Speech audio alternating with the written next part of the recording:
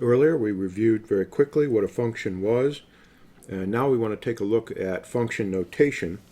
Remember earlier we talked about a rule of correspondence, so I'm going to just emphasize the word rule, such as y equals 2x plus 1. We know what that is. It's a line going up here like this.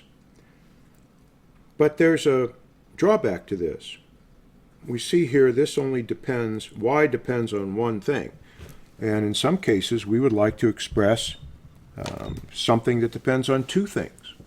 Now, that seems to be a limitation here, perhaps. But another limitation is not everything is x and y. So we might instead introduce a little broader kind of way of writing a function, or a notation that's a little bit broader. So function notation typically looks something like this. We have the name of the function. In this case, we're going to call this function f.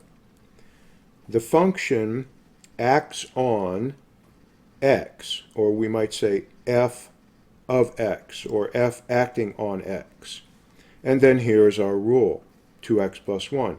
Now the nice thing about this is we don't necessarily have to do these things with x and y. We might have a function that we call p. Whoops. So p is a function of volume, and it equals some constant divided by the volume. Okay, so this is very descriptive. You might recognize this in chemistry as Boyle's law.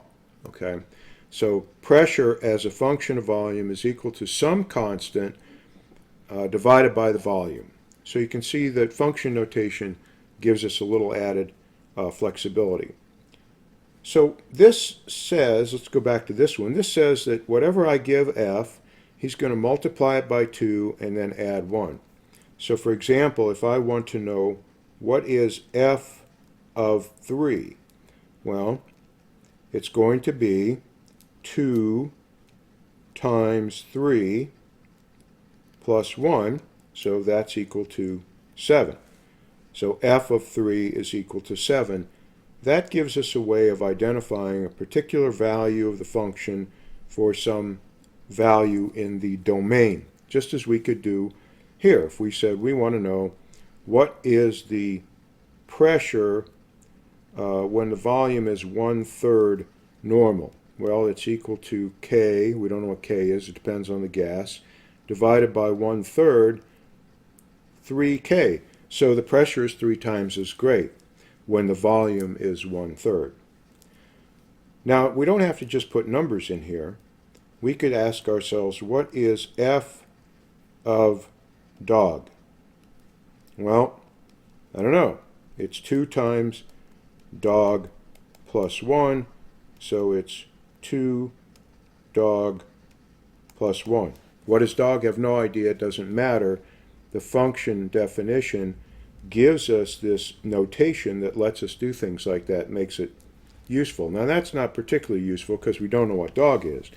But we could ask ourselves, what is f of 2x as opposed to just f of x?